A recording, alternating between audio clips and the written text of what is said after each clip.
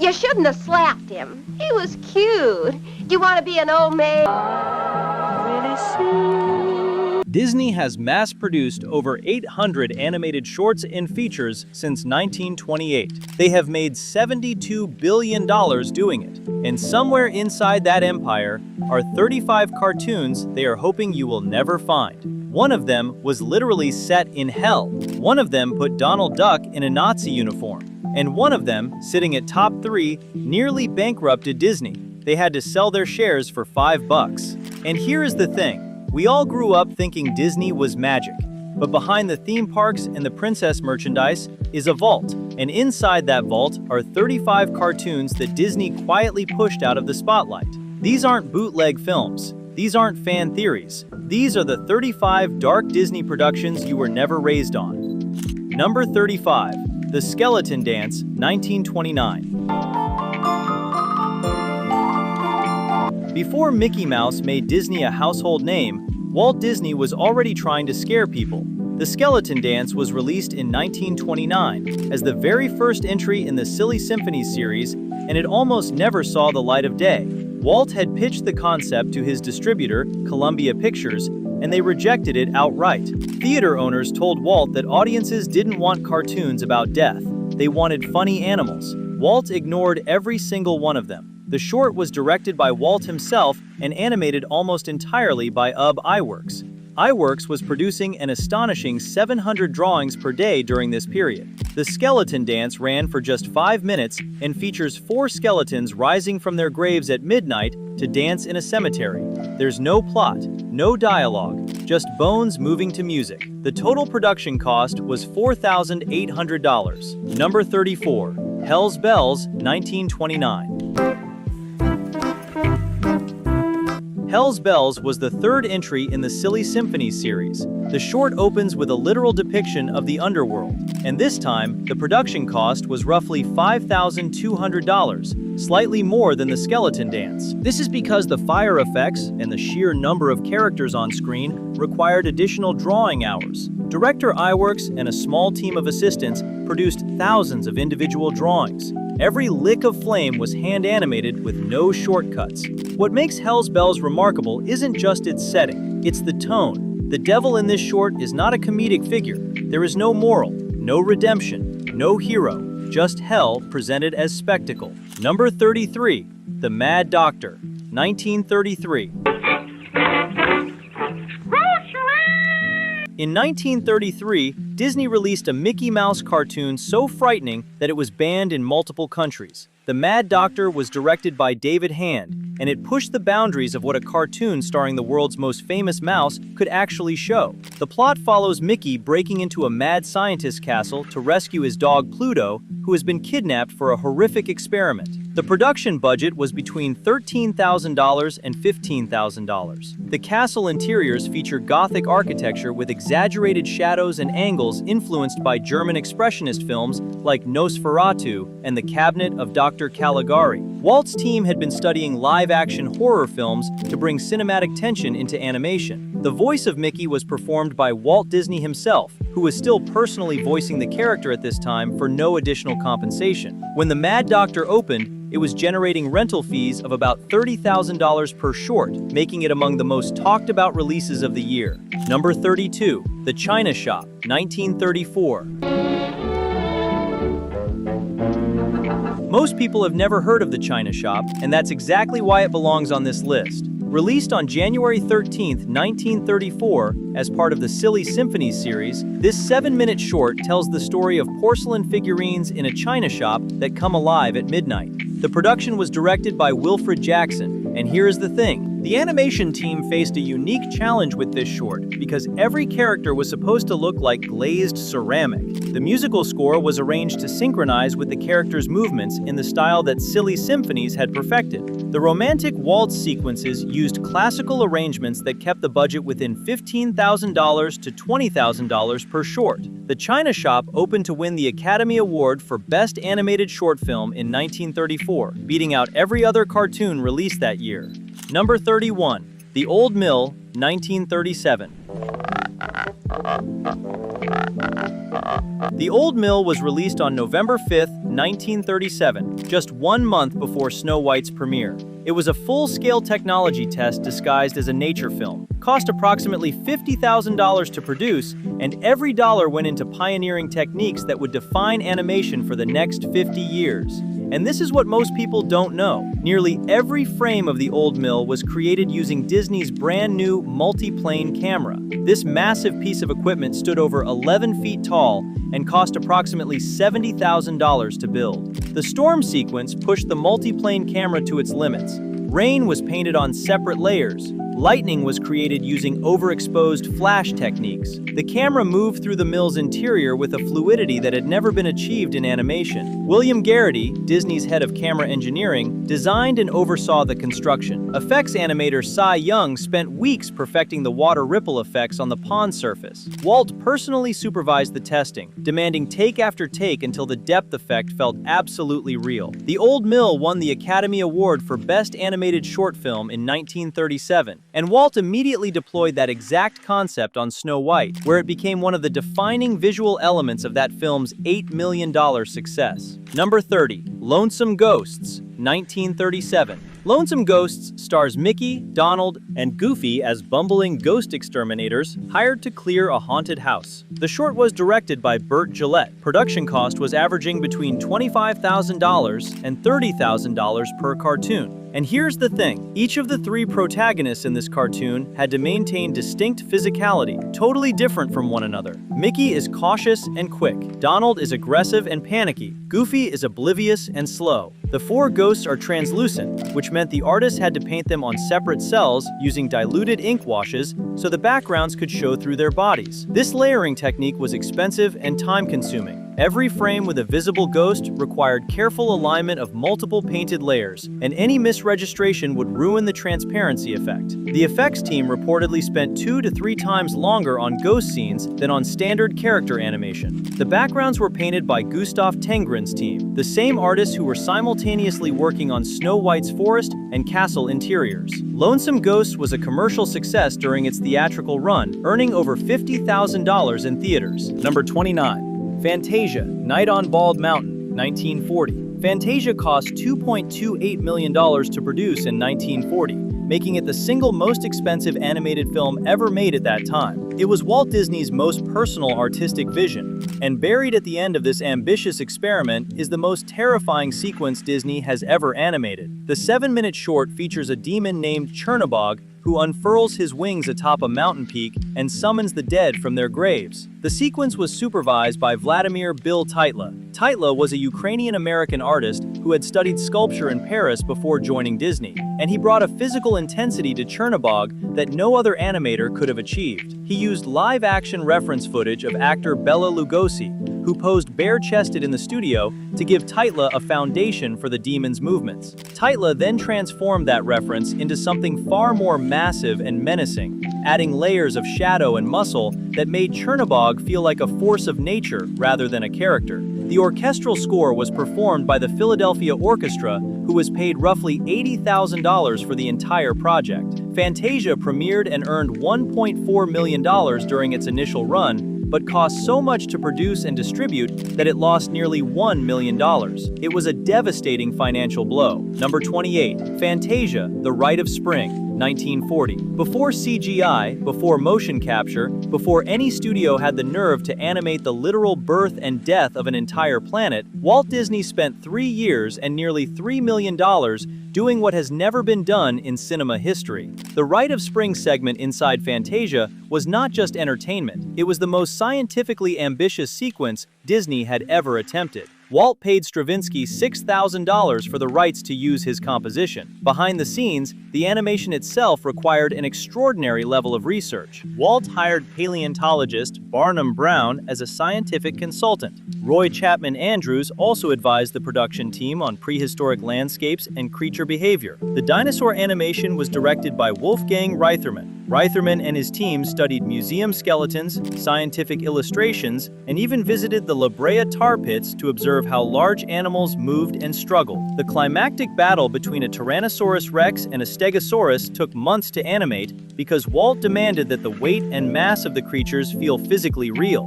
Fantasia's total production cost was $2.28 million, and the Rite of Spring consumed a disproportionate share of that budget due to its length and complexity. The film lost nearly $1 million on its initial release. Number 27. Education for Death, 1943. After the attack on Pearl Harbor in December 1941, approximately 94% of Disney's production capacity was redirected to military contracts. The studio produced over 400,000 feet of films for the government between 1942 and 1945, generating roughly $4.5 million in government contracts that kept the company financially alive during the war years. The 10-minute short follows Hans, a German boy, from birth to adulthood, showing step-by-step how he was stripped away of his individuality and capacity for independent thought. The animation team, working under director Clyde Geronimi, blended Disney's signature character warmth with stark, propagandistic imagery. The transformation of young Hans from childhood to adulthood is animated gradually across multiple scenes, and the character designers reportedly went through dozens of iterations to make the visual aging feel psychologically believable. The classroom scene where Hans is forced to watch a fox devour a rabbit and learn that the weak deserve to be consumed is one of the most disturbing sequences in any Disney production. Education for Death opened and generated no direct box office revenue. Number 26. Der Fuhrer's Face, 1943. Der Fuhrer's Face was originally titled Donald Duck in Nutsyland before Disney changed it to match the novelty song by Spike Jonze and his City Slickers. The song sold over 1.5 million copies in 1942 alone. The production budget was approximately $65,000, significantly higher than a standard Donald Duck short, which typically costs between $30,000 and $40,000. The extra money went into the elaborate nightmare sequence where Donald is trapped in a German munitions factory. The sequence was supervised by Jack King, while the character animation was handled by a team that included Ward Kimball and Les Clark. Clarence Nash performed all of Donald's dialogue and distressed vocalizations. He had to convey genuine terror and despair while maintaining the character's signature voice, a challenge he later described in interviews as one of the most difficult performances of his career. When Der Fuhrer's Face opened, it won the Academy Award for Best Animated Short Film in 1943. Number 25. Reason and Emotion, 1943. In 1943, Disney released a cartoon that essentially predicted the entire premise of Pixar's Inside Out by 72 years. The production budget was estimated at around $45,000, and the animation team created two versions of the mine's interior. One version is for a man and one for a woman, each with distinct visual personalities. The character designs went through multiple revisions because the team needed the metaphor to be instantly readable for audiences who might have limited education. Disney's shorts were designed to communicate complex ideas quickly and clearly, and every visual choice served that goal. And here's the thing, Reason and Emotion was a calculated propaganda operation disguised as a cartoon. Director Bill Roberts balanced comedy with the message, while Ward Kimball brought his signature exaggerated style. When Reason and Emotion opened, it was screened widely in American theaters, and also shown to military personnel as part of psychological training materials. Number 24. Chicken Little, 1943. Long before the 2005 CGI remake that audiences mostly forgot, Disney made the original Chicken Little as a short in 1943, and it was not a children's story. It was a case study in how propaganda kills populations. Clyde Geronimi directed the short. The production budget was approximately $50,000. The animation is polished and fluid, with character designs that are more expressive and detailed than many of the studio's outputs. The voice cast included Sterling Holloway as the narrator. Holloway was earning between $200 and $400 per recording date. And here is the thing. The original ending showed the fox picking his teeth surrounded by wishbones. Disney executives briefly considered softening the ending, but ultimately kept it because the message demanded impact. What makes Chicken Little dark isn't the violence, it's the thesis. Number 23. Victory Through Air Power, 1943. Disney mortgaged part of his studio to make this film. Not a short, a feature-length documentary hybrid produced during the most financially precarious period in the studio's history. Victory Through Air Power was based on Major Alexander de Seversky's 1942 best-selling book of the same name. Walt read the book, became obsessed with it, and decided to make the film when no other studio would touch it. The production cost approximately $788,000. The film combines live-action sequences of Seversky lecturing directly to camera with elaborate animated segments showing bombing strategies, aircraft capabilities, and global military logistics. The animation team, led by directors Clyde Geronimi, Jack Kinney, and James Algar, created detailed maps, aircraft diagrams, and battle simulations that required extensive research.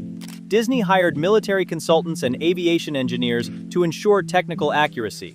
The climactic animated sequence, depicting an American eagle battling a Japanese octopus over the Pacific, is one of the most visually intense pieces of wartime animation ever produced. Victory Through Air Power earned modest returns in domestic theaters, bringing in roughly $799,000. Number 22.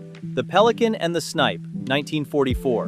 The Pelican and the Snipe came out as part of a series of Latin American-themed productions that Disney created. Walt Disney had personally toured South America in 1941 on a trip that cost Disney approximately $70,000 to cover travel expenses and initial production costs. This trip produced two feature-length anthology films, Saludos Amigos in 1942 and The Three Caballeros in 1944, along with several standalone shorts. The Pelican and the Snipe was one of these peripheral productions. The short follows a pelican named Monty, who lives along the coast of Uruguay and befriends a small bird called a snipe named Vero. The production budget for the short was between $30,000 and $40,000. The backgrounds were painted by artists who had accompanied Walt on his South American tour, using sketches and watercolors made on location in Uruguay and Brazil. The Pelican and the Snipe was never a commercial hit. It played in theaters as a companion piece to other Disney content. Number 21. The Legend of Sleepy Hollow, 1949. The Legend of Sleepy Hollow was released on October 5, 1949, as the second half of the package film called The Adventures of Ichabod and Mr. Toad. Directed by Jack Kinney and James Algar, the climactic ride through the dark forest was animated primarily by Wolfgang Reitherman and John Lounsbury, two of Disney's 9 old men. The sequence uses dramatic camera angles, extreme close-ups, and shadows that swallow the entire frame. The sound design layers thundering hooves over a minimal score, letting silence build tension between the bursts of chaos. The effects animation team spent weeks perfecting the fire, fog, and moonlight that define the chase. Every tree branch was designed to look like a grasping hand. The Adventures of Ichabod and Mr. Toad earned approximately $1.4 million in its initial theatrical run, a modest return that barely covered costs. Number 20. Make Mine Music, The Whale Who Wanted to Sing at the Met, 1946. Disney killed a whale for wanting to sing opera, and they made Nelson Eddy perform every voice in the scene. The Whale Who Wanted to Sing at the Met is the final segment of Make Mine Music. The entire film was budgeted at approximately $1.3 million. Nelson Eddy was hired to narrate and perform all the vocal parts. Disney reportedly paid him about $40,000 for his work on the segment. And here's the thing. Eddy performed the whale's singing voice across multiple operatic styles, switching between tenor, baritone, and bass. And he also voiced every other character in the sequence.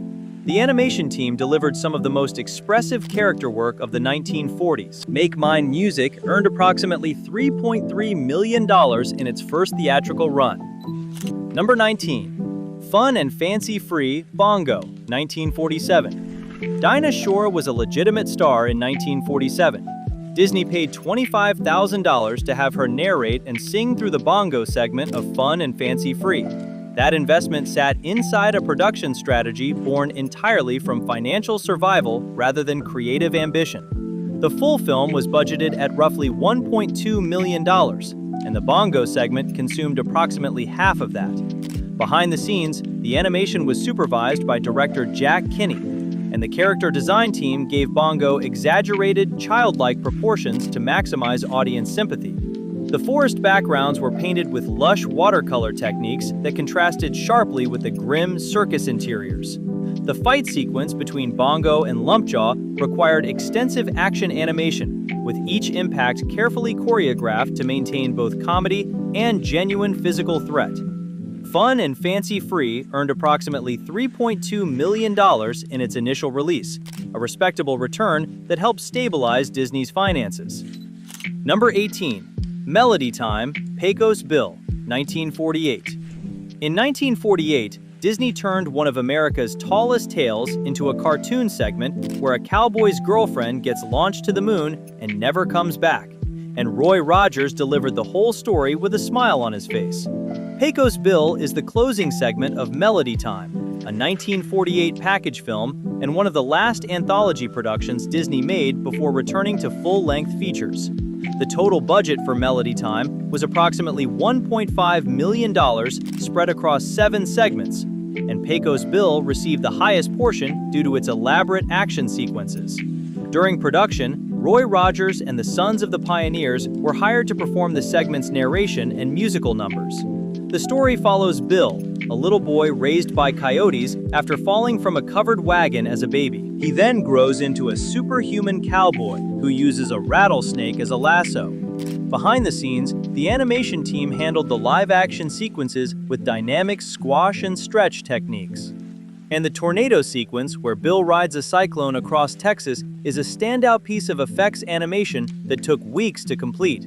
However, in later releases, Disney edited out scenes of Bill smoking a cigarette, sanitizing the character for modern audiences.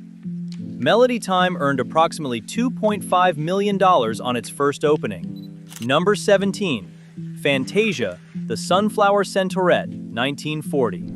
The Pastoral Symphony segment of Fantasia features a mythological paradise of centaurs, cherubs, and Greek gods. It cost $2.28 million to produce, and the Pastoral Symphony segment was among the most labor-intensive in the entire film. During production, art director Ken Anderson and the background painting team created dozens of detailed Greco-Roman landscapes for the sequence, each requiring days of work. The character animation was supervised by Fred Moore and Ward Kimball, and the Centaurette designs went through multiple iterations to achieve the stylized beauty Walt wanted. The female Centaurettes were designed with flowing hair, delicate features, and graceful movements that pushed the boundaries of character animation. The effects work on the water, clouds, and Bacchus's wine fountain involved layered multi-plane camera shots that cost tens of thousands of dollars. But here's the thing, when Disney re-released Fantasia in 1969, the studio quietly removed Sunflower from every frame she appeared in. The edit was seamless enough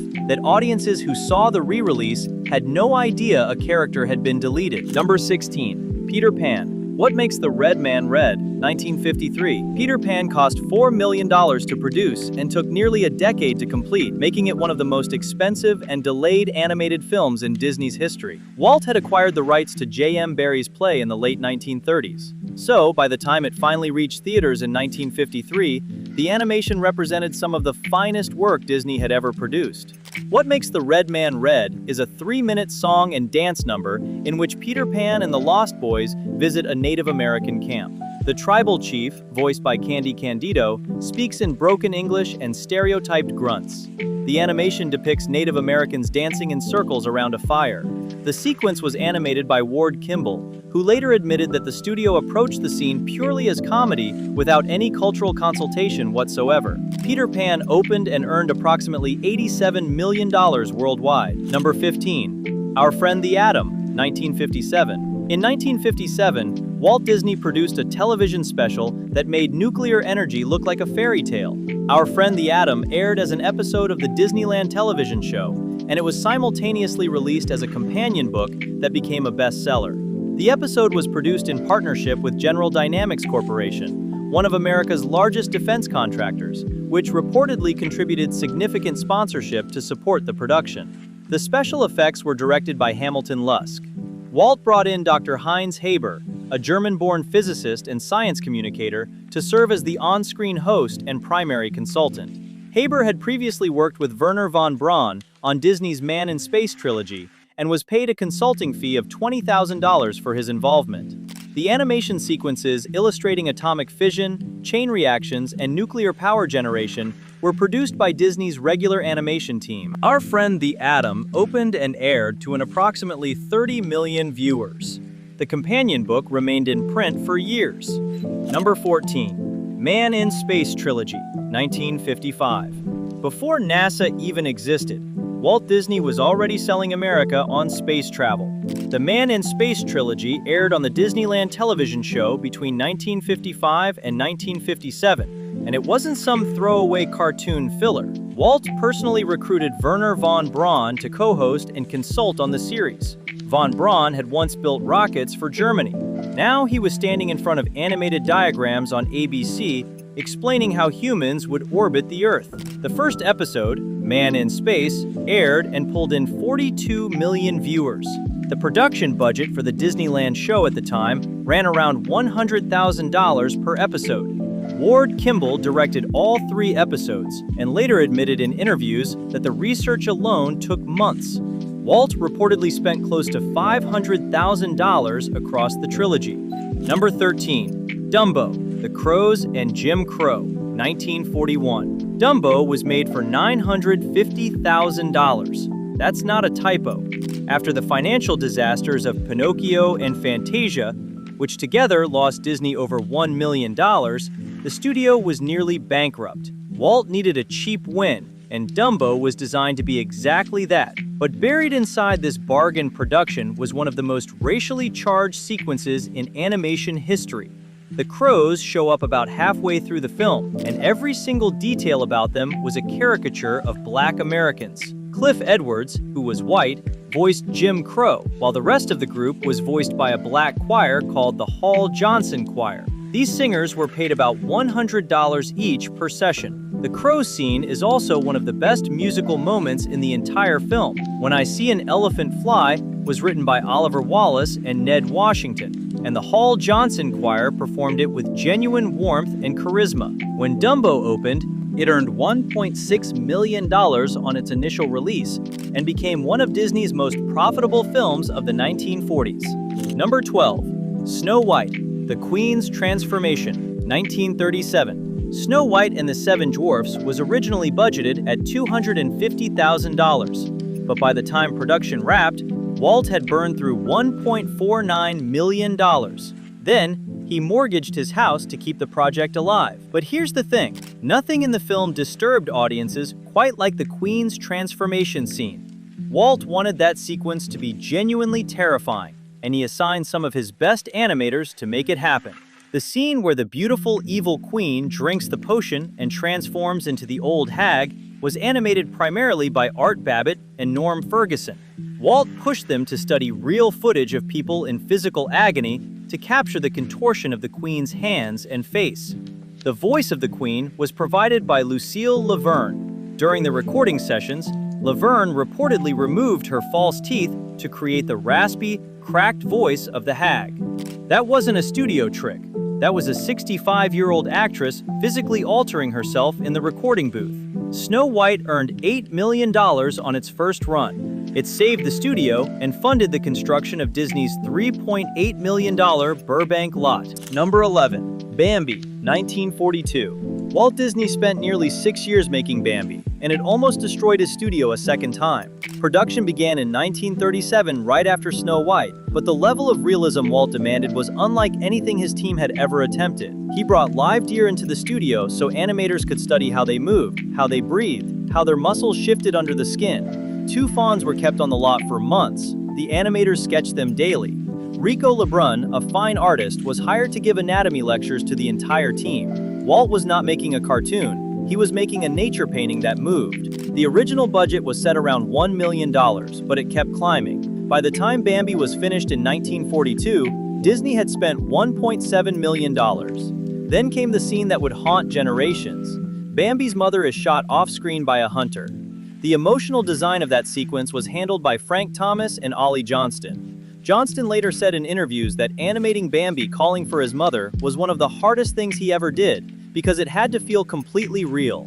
When Bambi opened in August, it earned just $1.64 million domestically on its first run. Number 10. Pinocchio, Pleasure Island, 1940. Pinocchio was supposed to be Walt Disney's victory lap after Snow White. Instead, it became one of the most expensive animated films ever made at the time and nearly ended the studio. The budget ballooned to $2.6 million, more than double what Snow White cost. Walt scrapped months of completed animation because he felt Pinocchio looked too wooden and unlikable in early tests. He ordered a complete redesign of the character, bringing in Milt Kahl and Frank Thomas to soften the puppet's look and make him feel more like a real boy. That redesign alone cost hundreds of thousands of dollars and pushed the production back by months. The transformation of Lampwick was animated by Fred Moore and Ward Kimball. Kimball later described the sequence as one of the most intense things the studio ever produced. The sound design was especially brutal. The voice actors were directed to scream with genuine panic, and the recording sessions reportedly left some of the performers shaken. Pinocchio opened, and it was a box office disaster. The film earned just $1.4 million domestically and lost the studio over $1 million on its initial release. Number 9. Dumbo, Pink Elephants on Parade, 1941. The Pink Elephants on Parade sequence was not a centerpiece production. It was a 4-minute hallucination from Dumbo that cost a disproportionate chunk of the film's $950,000 budget. The sequence required its own dedicated animation team and was supervised by Hicks Loki.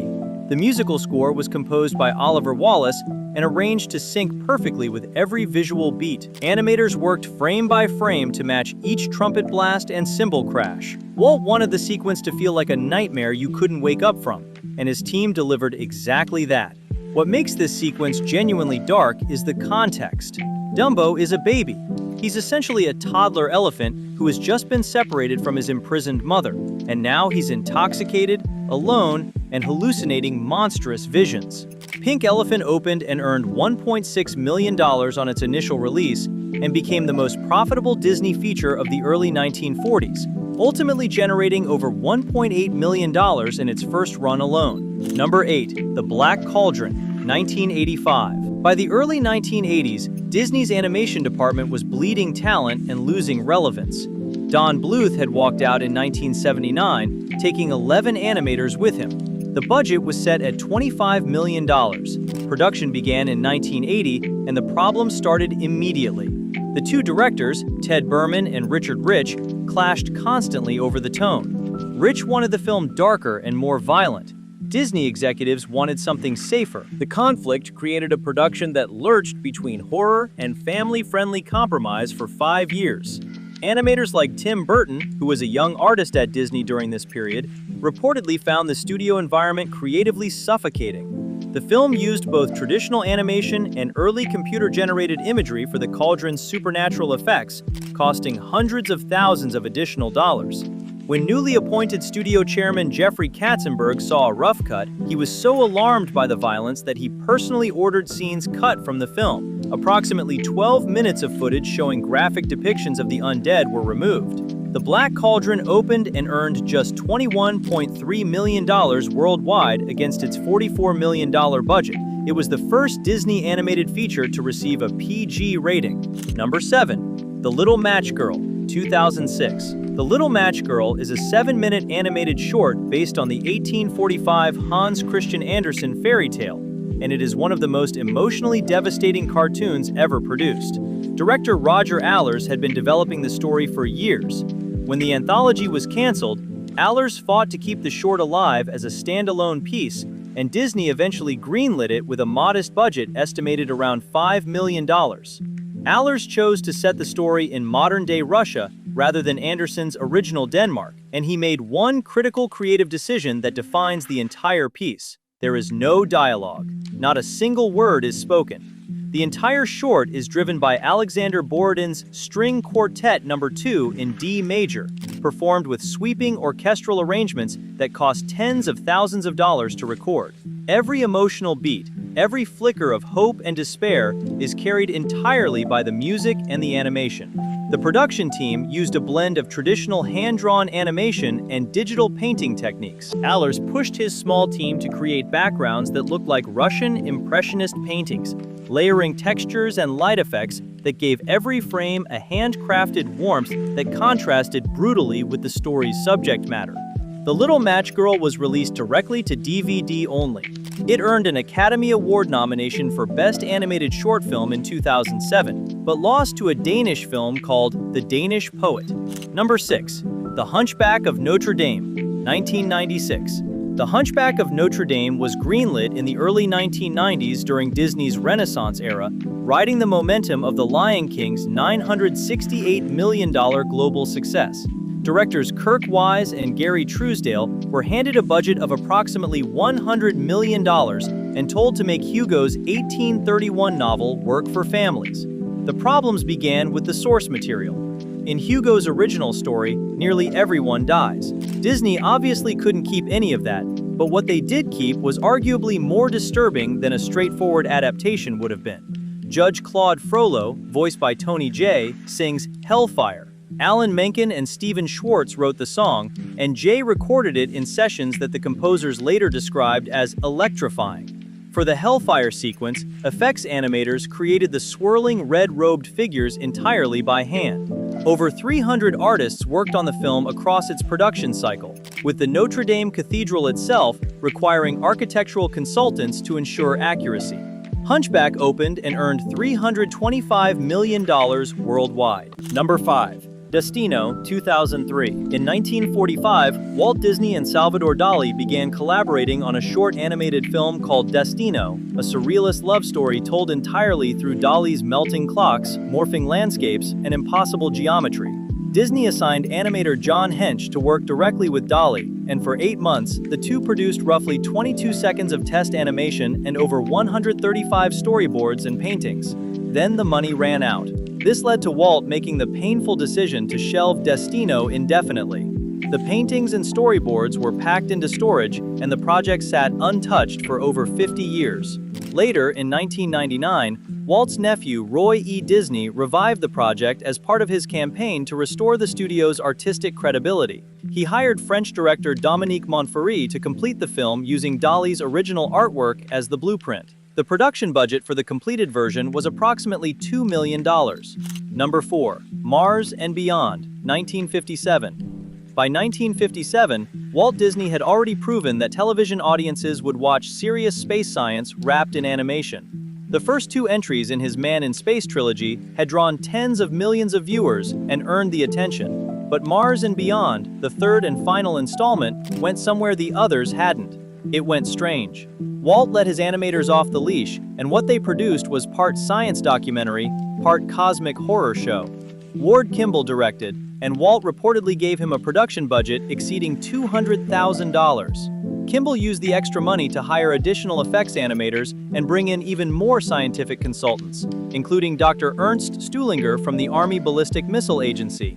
The first half of the episode plays it straight, presenting real proposals for Mars missions using nuclear-powered spacecraft. Then the second half arrives, and everything changes. Kimball unleashed a 15-minute sequence imagining what Martian life might look like, and his animators created some of the most bizarre imagery Disney has ever produced. Number 3. Song of the South, 1946.